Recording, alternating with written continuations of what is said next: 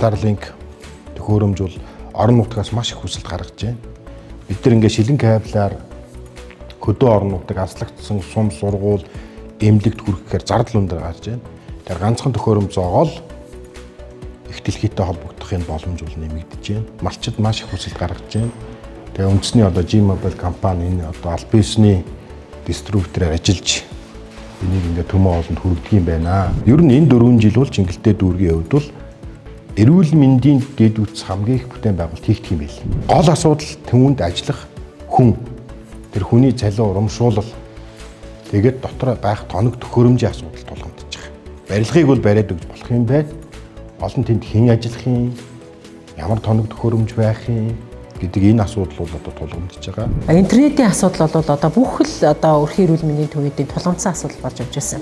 Тэгээ бид нар энэ асуудлаа шийдэх гэж шилэн кабель тавиулж байгаа. Бусад өөр одоо үүрэн телефоны одоо интернетийг тавьж байгаа ч гэсэн бас л одоо асуудал үүсэж яваад байдаг байсан. Баатархуу гишүүндээ хэлээд энэ асуудлаа шийдэж байгаа да.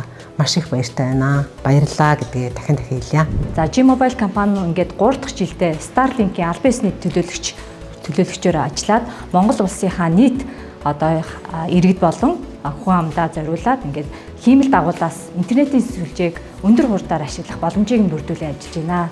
Тэгэхээр өнөөдрийн энэ үйл ажиллагаанд одоо манай компани хамтраад ингээд ажиллаж байгаадаа маш таатай байна.